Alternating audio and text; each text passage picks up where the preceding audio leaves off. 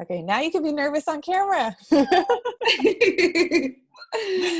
So, hello, my love. How are you? I'm fantastic. Thank you. Yay. I'm so excited to talk with you. We were just giggling because we were excited and nervous at the same time to have this conversation, but it's the perfect thing to be doing because we are two women who are all about keeping it real and building women up and really showing who we are. And so that's the whole intention of our time together, is just like if you and I were to, catch up.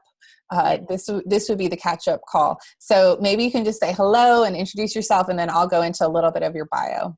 Yeah, absolutely. So my name is Shandra. I'm an entrepreneur. I have a real estate business and a coaching business where I coach men and women and help them define what success means to them. So not compared to the world standard or their family standard, but what success looks like for them and their family.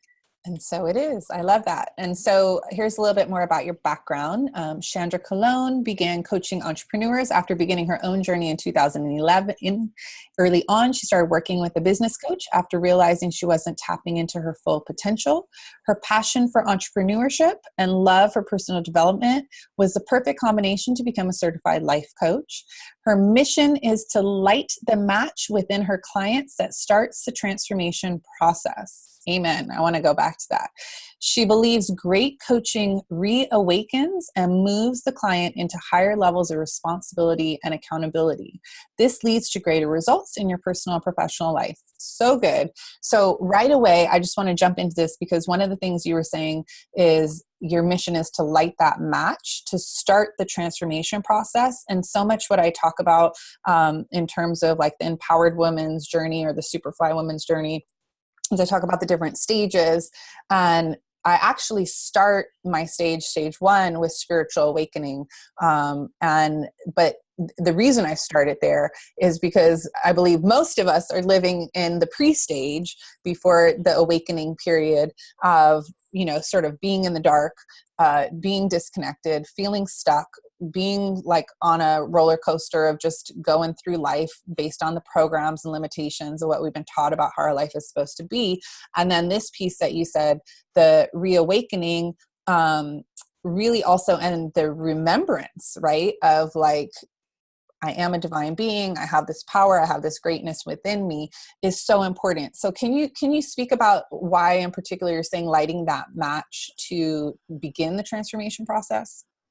Yeah, I mean, I just feel like and you touched on it, we go through life and we get in this routine of doing things a certain way based on most likely how we were raised, our culture, what we've seen. So it's like, well, I'm going to do that because that's all that I've seen. And so we get in that mode of operation. And through that process, it's like, well, hold on. This is not fulfilling. I don't know what I'm supposed to be doing necessarily. I just know that this doesn't feel right. And then through hopefully prayer and asking those questions, asking yourself, okay, this doesn't make me happy. What am I supposed to be doing? Then asking, okay, God, bring the people into my life that need to show me, help me, guide me, because I know that I'm missing something. I just don't know what it is. And it's that fire that starts up. It's like, oh, wait a minute. I'm going to start questioning. And now I'm questioning this and I'm questioning that. And I'm feeling emotional about doing a bigger work. And how do I do that? Mm-hmm. And so it's tapping into our resources, the people around us. And social media technology is amazing because now we have this ginormous ability to find, or at least, find and do some research, find people, find groups, do our research and say, okay, this is what feels right to me for right now, because we do transition, we do change. And so I agree with you 100%. And I guess part of what I wanted to keep going on is this piece of most people that I meet are unaware, right? So they're actually living what I would say is an unconscious life where they are waking up, doing the same thing every day of their lives, most of it not bringing them any fulfillment, most of them not having any joy or purpose, you know, being very reactionary, not setting any clear intention for anything that they're doing. And then a lot of, you know, sort of victim mentality of like, the world's against me, my life sucks, you know, all of the stories, as well as the like, it doesn't matter because whatever I do, it's just going to be like this anyway. So, you know, which is, you could tell as I'm talking about it, I'm like, this is a sad existence. But I feel like that is the majority of the people on the planet. And then there's like those of us who have, you know, seen through the veil and are on the other side. But what do you think from even your own experiences? Like, you know, when did you have the awareness of, you know, my life matters. I have more purpose and potential than I'm living. Like, were you always that person, or were there times where you felt like you were sort of doing the status quo also? So for me, that started very young. Around the age of 5 is when I can recall. Could have been even before that, but I was very intrigued with spirituality at a very young age. And as you know, because we've worked together before, you know a little bit of my story, but I spent a lot of time outside with friends and in a certain culture and environment where we didn't have a lot of structure or protection, security. So I really fell in love with the local church because it was a place where I felt safe. And I was getting something from there, a love and support system that was very key for me at that time in my life and continued to be years down the road. But I remember when my grandmother was still living, she had this very large Bible on her coffee table. I mean, it was huge. And before I could even read, I would flip through this book and there were beautiful images. And there were also some very scary images.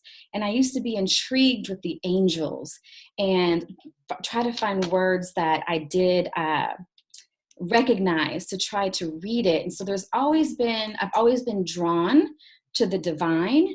And I really feel like even though I grew up in close to poverty, I know what it's like to be hungry. I know what it's like to not have electricity. I know what it's like to sleep on the floor and your blanket is a sheet because that's the coolest place to be. You know that I'm from Texas. I live in Texas. We have brutal summers. And so you don't sleep with covers. You find the coolest place. And sometimes that's the floor and that's a sheet. And growing up that way, I could have continued that pattern and stayed in that same mindset and not move outside of my surroundings and outside of my environment. But I always felt like there was so much more to me and to my purpose. I really always felt that way. Mm-hmm.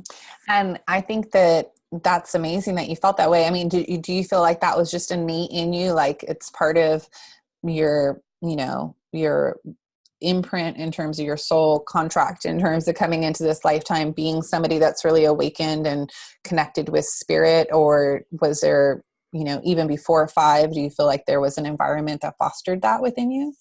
Well, I think that it also came from the local church and hearing people say, God has a plan for your life. Mm-hmm. So even though you may not understand at the time what that means, it certainly felt purposeful and it felt like, okay, there's something bigger for me. God has a plan for me and it's more than this. There wasn't a strategy, but it No. was very nice.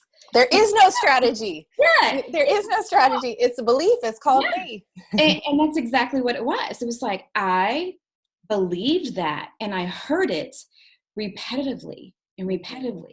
And I think that it absolutely played a big part in my life. I was also very close with my grandmother. She was, and later in her life, not early on, but later, she was a very spiritual woman and she poured into me and she believed in my dreams. I was always have been, even to this day, I'm a vivid dreamer. I always say I dream in like HD, right? And so I would share my dreams with her.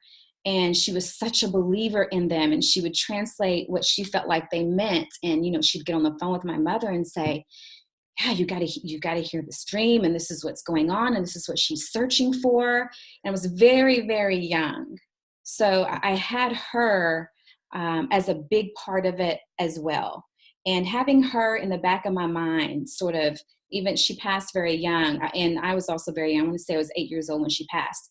But I would think about her in spiritual times and the things that she taught me. So it's like I would constantly hear her voice. Yeah. She was clearly a huge influence on you, because as long as I've known you and worked with you, we've talked a lot about your grandmother. We've experienced what we feel has been the presence of your grandmother. And I love that you're saying in her later life that she became more spiritual, because one of the things I wanted to hear your perspective on is, I don't even know what you call yourself. Right? You call yourself all kinds of different things. But one thing I know for sure is you love you some church, and you love God, and you've always been somebody, as long as I've known you, that, like being a part of your church community and being connected to your spirituality or your religion has been a big piece of who you are. And then the journey that we've gone through together and working with me and being a part of our community and our extended community, and then the work you've done on your own, I've seen that evolve over time, where not that you don't still love your church community and Right. still love God, but your viewpoints or your experiences have begun to expand. And I would just love to hear more about that, because what I think is really interesting is there's a lot of people who were raised in church and love church and feel very connected to church, and yet feel at the same time somewhat disconnected and feel like there's certain things that are not making sense to me, or I feel like I'm really interested in these other things that I'm learning, but my guilt is that somehow this is not aligned with my religion. And so either I could go over here and feel disconnected from my church and be this spiritual person, Right. or I can stay in church and be like the good Christian and shut off this whole side of myself that's trying to start, opening up within me. So how have you navigated that?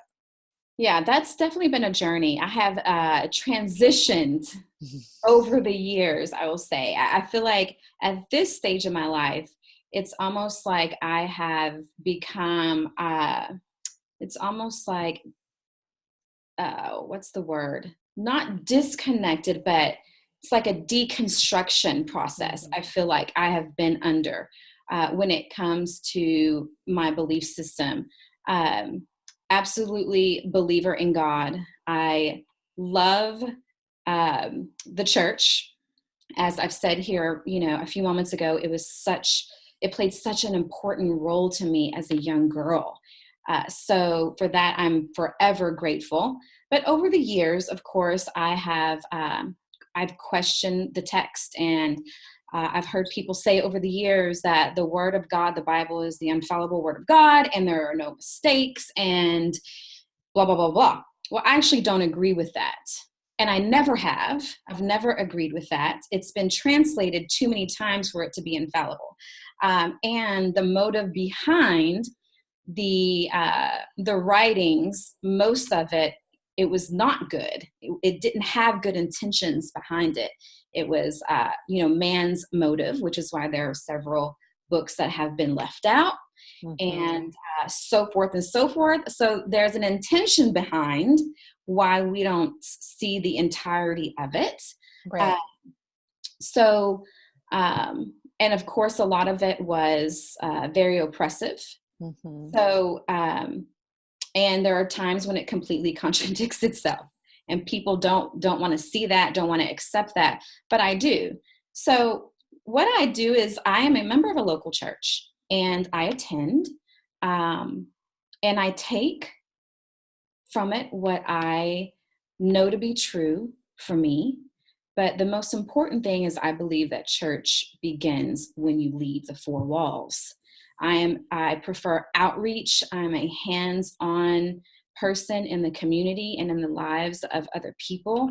So I don't go with the intention of just give to me, give to me. It's what can I learn and what can I give back, and let me go do the work.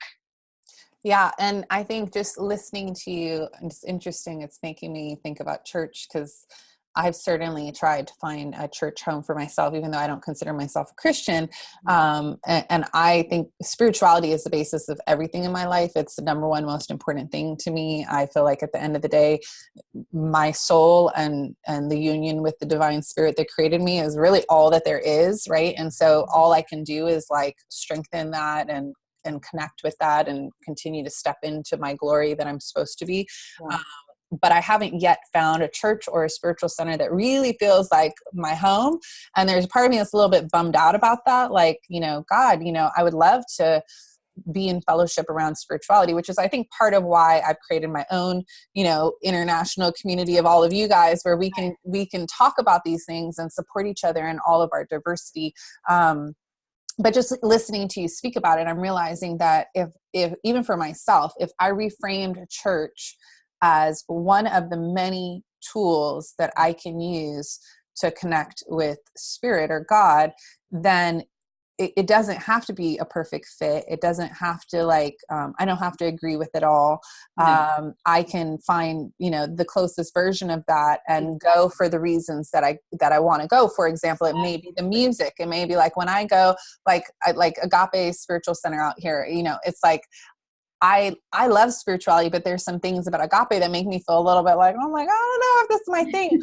But I love that it's super diverse. I love their music and I love their reverend, right? Mm-hmm. And so it's like some of the things that don't quite fit for me, I could probably just let those go and not be annoyed or feel awkward about it. And instead realize like, I'm here for the message. I'm here for this experience that I get through the music or through the fellowship. And then this is one of my many ways that I can connect in. And like you, I feel like, God is always with me. Like I don't need to go to church or I don't need to pray to feel connected. I feel I have a direct connect. Like there's no interruption in my connection. It's just about using different tools and different experiences to amplify it or to, bring certain clarity when I have sacred questions or things like that. So just wanting to thank you for processing that, because I think it made me even I had never thought of church in the spiritual toolkit as one of the things that you can do versus it being like the thing that you're supposed to do. Right. Exactly. And that's exactly how I have reframed my life. It's like, okay, this is what I go for. And it's not to be argumentative with my pastor or to find fault in her or, oh, well, that's not right. And that's not right. Because at the end of the day, she's just a human and she makes mistakes or this is her interpretation and maybe she's broken it down as much as possible. And that's what's being revealed to her. And that's why it's so important that we read for ourselves and we do things for ourselves so that it speaks to us in our timing. I'll say, and I know thousands of other people would say the same, is you can read the same scripture 10, 15, 20 times. And every time you read it, you get something different out of it. So I think we have to go in and not have such a critical spirit. But if you're reading for your own, you're studying for your own, then you know what's for you. Mm-hmm. And there's nothing like the gathering together of the saints, and in that worship, in that presence. I mean, even if you just get that, that is really, really worth the visit. Yeah, it's so good. It's food for your soul. Oh, it's so good. Okay, so you've inspired me to keep looking. I'm going to keep on that journey. One thing I wanted to get into a little bit. Well, there's two pieces that are coming up to me. I want to talk about your your upbringing and more like your teen years and some of the pieces of your struggle. But I also want to talk about service, because I know we both have a heart for service. And it's one of the things that has always connected us, is that real social justice, service oriented mindset. So let's come to that second. But first, just because, and it's something that even as I've coached you over the years, I've said, you need to be aware of, is similarly to me, if someone just sees you talking about coaching, you come off so super polished and, you know, really smart and like really on top of everything. And that's great. Those are great things. But at times that can feel, I think people can feel disconnected of like, you know, but how are you like me? And where, you know, are you a real person or you just got it all figured out or whatever? So can you share a little bit of how you don't have it all figured out? Oh, yeah. Look, I've never had it all figured out. I will never have it all figured out. That's what's beautiful about life, is that you'll never have it all figured out. Yeah, so growing up, you know, I grew up in a family that was uh, dysfunctionally loving. So, you know, I did grow up with a loving mother. My stepfather, who came into my life around 5 or 6 years old, uh, loving. However, it was extremely dysfunctional. So a lot of codependency that I learned, and there was addiction in the home. So a lot of instability, shaky ground for years, which affected me greatly. I was a teenage mother, and that sort of was a setup for some really, really tough times for many years. And when I say tough times, I don't necessarily mean financial tough times. I mean tough times in trying to figure out who I was, who is for me, trying to figure out men at a time when I didn't even need to be figuring out men. I needed to be figuring out me and working on, how do I get my self-esteem back? What is self-worth? Like, no one ever asked me, by the way, any of those questions. There was no place to go for people like myself that was obviously dealing with self-esteem issues and trying to figure out what love was. It was, okay, we need to make sure that you continue to stay in school, which is fantastic. That was great. But there wasn't anywhere where you went with a mentor or someone that would say, how do you feel about yourself? Just simple questions about the soul. Are you hurting? Do you know why you're hurting? You know, questions that could have really, really changed my life for years afterwards. I didn't have any of that. There was no therapy. So if you don't have health insurance in this country, you're not getting counseling. You're not going to a counselor. That's just screwed. So I definitely needed counseling, no doubt about it. But what do you do when you live in the hood? You don't go to counseling. That's not, you go to the Boys and Girls Club after school. And you learn a whole lot. There's a whole lot going on at the Boys and Girls Club, let me just tell you. And it's not counseling. So yeah, it really set me up for some hard times for a while. And but then I was very fortunate. I always loved school. I've always loved to learn. And I mean, even on the weekends, I think I've told you this before, but I've got a baby, but I'm in the library on the weekend because I'm so fascinated with human behavior, and I'm reading about addiction and alcoholism and cutting and why do people do all of these different things. And I was obviously trying to figure out how my stepfather came from a wonderful family. I mean, when we would go to his mother's home on Christmas, it was like a fairy tale to us. Wow. We'd seen a Christmas tree that big. We had never seen carpet that looked like that. Nevertheless, they lived in a house.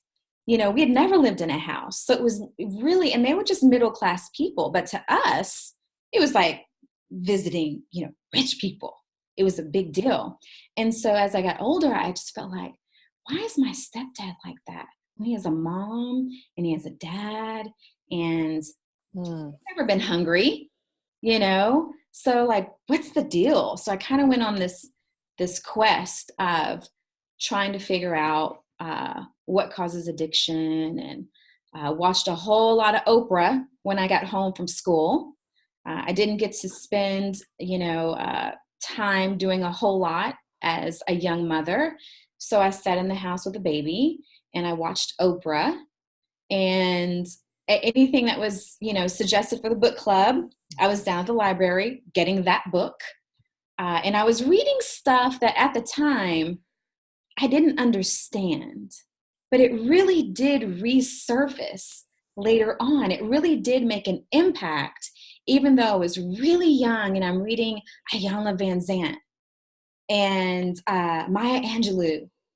And I mean, from beginning to end, and it was impacting me, but I really didn't fully understand everything that I was reading. Hmm. Yeah. And that's when you were younger and you went on a journey of, revamping your life and coming into your greatness and building a career and, doing real estate, but also coaching. But I know that you really are in a lot of ways like a reinvention expert, and it sounds like the faith that you have in yourself and that strength that you have in yourself helps get you through. Because I know even in the last few years, you've been having, ups and downs, and I've been just watching you from the sidelines, cheering you on. Cause you just, you, first of all, you've also let it all hang out and said, this is some of the problems I'm having. Shit is fucked up right now. Yeah. And P.S. I'm also rising and this is how I'm doing it. Right. I mean, I learned something so valuable last year by a mentor. I don't pay him, but I listened to Rob Bell, who is I love him. one of my absolute favorite teachers. And I think he's a great example, Celia, of someone who, if he opened a church. Yes, I would be there. You just say, that's what he's doing. Yeah, he is. His podcast, his lectures, his weekend workshops. Yeah. Church. I think honestly, I feel like what I do is church. So I'm with you.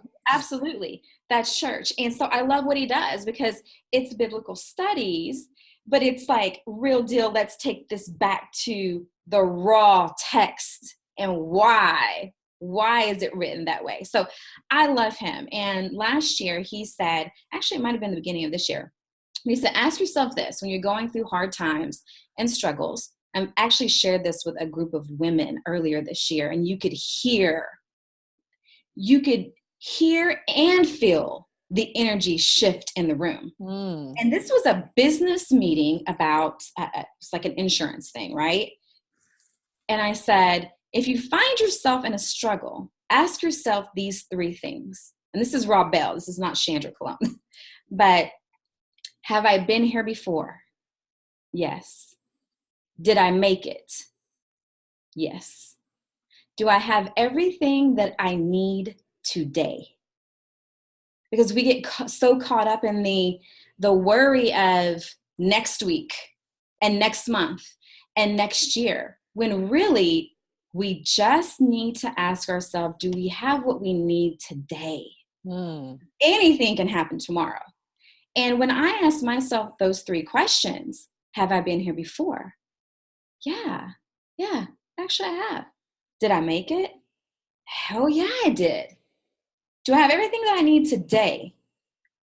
Absolutely. I have a roof over my head. I have food in the refrigerator.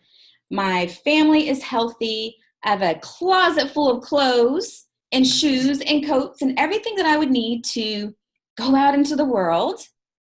Do I have a car? Yes.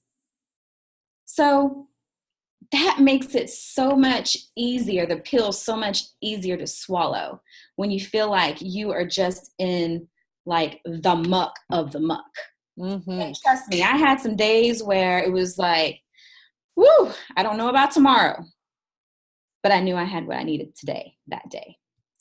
Yeah, staying present in exactly where you are, not going down a spiral of what's going to happen, but dealing with what's right in front of you and realizing that you are equipped to handle it. So such great wisdom and advice. I think a lot of people listening and watching will be served with that. Thank you, Rob Bell, for channeling through Shandra today. I too am a big lover of Rob Bell. If you don't listen to his podcast, it's called The Robcast, and it's really phenomenal. Okay, so I want to soon go to our wrap up with our speed round. But before that, I want to talk a little about service and social justice. You and I have known each other for a handful of years now. And I think one of the things that has always deeply connected us is that desire to serve, and even more so serve those less fortunate, and to just use our privilege to give back to people, the everyday person that's just trying to make it through. And I know you in particular have a heart for children. And so can you tell a little bit about like what inspires you around service, and even on a further level, because I know you have children of your own, children who are of color, a son, like you're in the world, you're seeing the issues that are happening right now with the issues around women's assault and sexual harassment, and the issues around white supremacy and police brutality and, racism and all of this. And so anything in that realm that you want to share with us, what's alive for you right now? That's a lot. It is a lot. It is a lot. That's a lot. But it's on all of our minds. We're all in it in different ways. So I mean, maybe you could talk about the root of your interest in service and what that looks like to you, but also the overlaying of like what's alive for you right now with all of the social issues. Right. Well, I believe strongly that systematic oppression is very real and alive today. And so service to the community is so, so important. Again, with my background, people have once shown me unconditional love and support and been there for me in my time of need and in my family's time of need. So since I've experienced that firsthand, there's empathy. There's a direct connection with myself and with children who are struggling. And nothing angers me more than the thought of hungry children in one of the wealthiest counties in America, which is where I happen to live. It's Collin County. And we have a part of our community that the children are hungry. And it's unfathomable to me. It's like, how is that possible? How is that possible? And so I spend time in this part of the community and not just feeding the kids, because we do that, but loving them, giving them hugs, and knowing their names, remembering their names, making them feel important. And of course, in these communities, you have parents that are possibly addicted to drugs. Not everyone. Some are just single parents that are out working their tails off, and the kids have too much free time on their hands to get into things that they don't necessarily need to be into. So, but the ones that do come from homes where there's addiction, they are emotionally abandoned. And you can see it if you've ever been a part of it, which I have. So for me, it's just so deeply connected. I know what it's like to be outside for hours and you can't get in the house because the door is locked because there's a drug addicted parent that is high and they've locked you out. So you just fend for yourself. And my brother and I, we went through that. We know what that's like. So I know it when I see it in another child because I see the loneliness. I see the spirit of the child. They don't have to speak. I literally see it and know that's a kiddo that's coming from a drug addicted home because there's loneliness. There's a disconnect, which is why they then grow up and tend to use because of the disconnect. So it's a lot about loving, knowing their name, yes, feeding them, and also breaking down barriers, serving people of different colors, and not just being, I have people that would say, oh, I want to volunteer and I want to bring my kids. That always bothers me a little bit. And I know that their intentions are good. Like, hey, I want my kids to learn how to serve kids. But there's this other part of it that's like, this is not about your kid right now. I think it presents like a have and have nots, right? Because then you bring this privileged kid that is the total opposite of the kid you're coming to serve, that in some ways just reinforces to them how different they are, know? And that's an example of privilege and people being in a place of privilege and not having the awareness of how their privilege shows up in every day. And I would love for you to just, before we hop into the speed round, to speak to what do you feel like, there's so many people right now that are just like, holy crap, like, this is happening, and sexual harassment and women's rights and, racial justice and Black Lives Matter. And, I'm just trying to make it through the day. But Yeah. to what extent do you feel like this is the time that people need to be stepping up or leveraging their privilege? Or like, how do you feel about that in terms of, if you were to create a little bit of a public service announcement here for those who are listening or watching in, what can they do? What would you like to see people doing more of? Well, I definitely think that you need to follow your heart and identify what is really important to you. Don't just go hop on a bandwagon because like that's your best friend's cause. Like you really need to ask yourself, like, what really pisses me off? Because whatever you're passionate about, hopefully that's what you're going to have movement. So you really got to dig deep and ask yourself first, where's the connection for me? I have an African-American child. So, and I grew up in an African-American community. So civil rights and just human rights and all of those things and understanding oppression and educating my son about these things, because he has not grown up in that environment. He's not had the experiences that his father and I had when we were married, a biracial couple. We were in our 20s, and some of the things that we even faced, I just remember thinking when we would face those things, like, is this really happening? Like in this day and age, is this really happening? I mean, there are experiences in our life that we will never forget. They were, they're pivotal moments, right?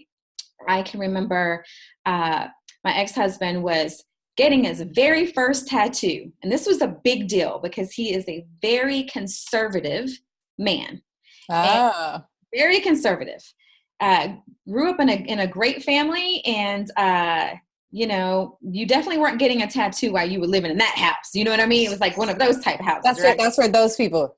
Yes, exactly. So he was getting a tattoo, and across the street from the tattoo parlor was a 7-Eleven. We had been there for like an hour or so, and there was going to be another hour. So I said, well, I'm going to walk across the street to this 7-Eleven, get us a drink, snack, whatever. Walk across the street, get our stuff. And when I'm walking back, there's a truck that's passing by. And at this time, my husband had walked outside of the tattoo parlor. He was just standing there. They were taking a break before they started back up. And this pickup truck drives by. The man had his window down, and he yells something out to me. And so I walked closer because I wasn't quite sure if he was even talking to me or what he was saying. So I'm being all friendly, like, oh, let me get closer. What's he saying? Well, what he was saying was, is that your pimp? Are you his hoe? Like like, what? Like, I was like, come again? Can you say that again? I was just floored and shocked that someone would actually make this assumption about this man who, to this day, we joke because we're great friends, he's an outstanding man, and far, far from that. So just the fact that someone would say that to us, or we'd go to a restaurant and we'd be standing next to each other, and people would just assume that we were not together. For one, or they would always, separate us. And luckily, sort of, my son has not experienced racism. And I also feel like it's unfortunate as well. I really do, because he's in for a rude awakening. Because now he knows the stories. He just knows stories. He just sees what's on TV. It's never directly impacted him the way it has, my oldest son, who's been racially profiled, still to this day gets profiled. So and I know you're an amazing mom, and I know you're exposing him and preparing him and all of that. But yeah, it's a trip, because my husband's African American, and when and we've been together for 20 years. And I come from, even though I'm Caucasian and my parents are Caucasian and my background is, half Jewish, but they've spent their lives working in civil rights as their full-time passion and profession. And so I grew up in a predominantly Black and Latino neighborhood. And my husband, he grew up in South Central in the hood, like in the hood, poor single mom, like he has all the like street cred and all that. Right. However, he was like the one that was like, I'm going to get out of this. I'm going to be like upwardly mobile. I'm going to be like the good Black man, like he wasn't even worried about the stereotypes. He was just like, I'm going to be successful. And so when I met him, he may have had a few little things with like racist and, experiences, but they were very little. They weren't a part of his identity. And I just remember when we started dating and he was hanging around my family who, even though we all are white, we talk about the world through a lens of people of color and, talk about the man and about oppression and racism and stuff. And he's like, I don't know what bubble I was living in, but almost like at first he was like upset. He's like, your family like stripped me of my innocence. Like your family like brought me back down to reality. You thought that was good. And now I can't go back to where I was before because now I see what I wasn't seeing before. And then, it wasn't because of my family, but it was because of life that he now as a 50-year-old man has had numerous experiences. And he's a gorgeous, intelligent, educated firefighter driving a Mercedes, right, that has had in his car situations of police brutality, of profiling, of people saying crazy things, where now he's like very on the more like militant, he's like speaking up for himself, he's advocating for other people, like he's gone through a complete transformation. But it was really hard for him when he transitioned from sort of the utopian, that's not my story, that happens to other people, right, to the now, he will sit on Facebook and watch those videos. Like, you watch one and then it shows you another one. And then, and I'll have to tell him like, babe, I can't watch like 50, police brutality videos. You go in your little office and do that. But so now he's totally tuned in, which I'm like trying to say is like a good thing, but it's like an unfortunate thing. But at the same time, I'm like, you have to be aware, because otherwise I feel like you're not safe. Like you're not prepared. And so all of that to say, I know you're making your son as aware as possible, but until he actually experiences it firsthand, there's nothing like that, which, God willing will not happen. Right. But so I want to jump into the speed round, because I know we can go down this conversation for some time, but I want to make sure I get a chance to ask you these fun little questions here. That's good. Okay, let's do it. Religion or spirituality? Spirituality. In person or online? Oh, I still love in person. Speaking or writing? Writing. Coffee, chocolate, or wine? Chocolate, dark chocolate. Dark chocolate. Yes. Sleep or sex?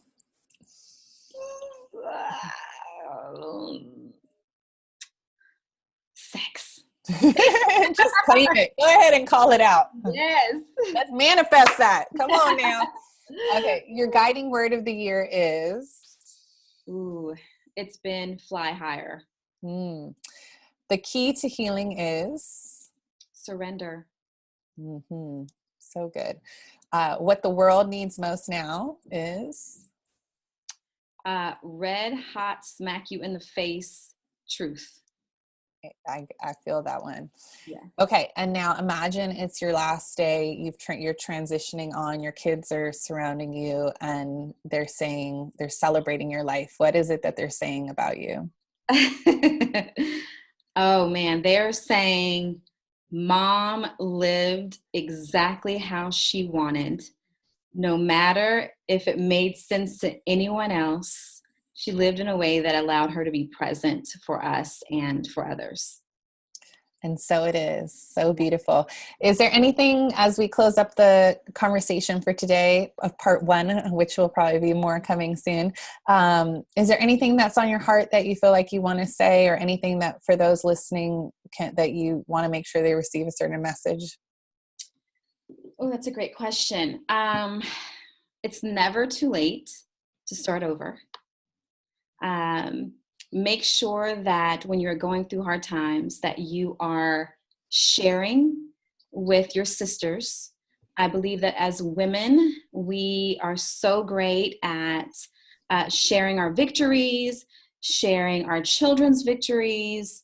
But then quite frankly, when shit hits the fan and everything has gone awry and gone to hell in a handbasket, as we say here in Texas, we don't share that because we take the weight and the responsibility of all of it, 100% of it, and we put it on ourselves. Mm-hmm. So we don't share because we feel 100% responsible.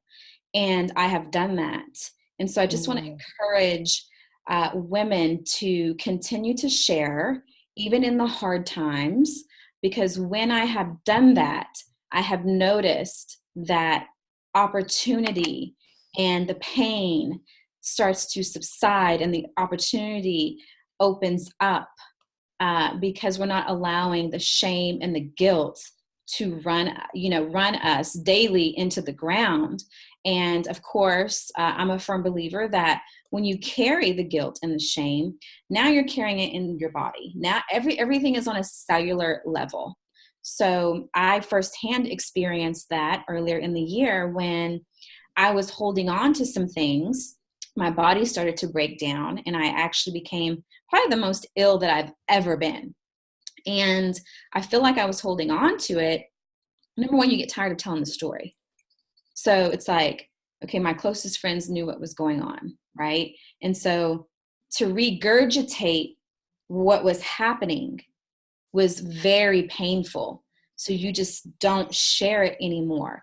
And it's a way that the mind is trying to protect you. It's a self-protection, but it's a false. Your mind will always try to protect you, but it's actually doing more harm because you're not letting the feels happen. You're not letting the pain out. You're holding it in. So I just want to encourage women to continue to share, talk it out. One of my big goals in life will be to create sustainable wealth so that I can open, I don't know exactly what I'll call them yet, but like healing houses. Yes. For women so good. who are going through a hard time in life, whether it's divorce or single parenting, whatever it is, they can come to this house, this safe place, and they can learn tools on how to work through it because it's not going away anytime soon.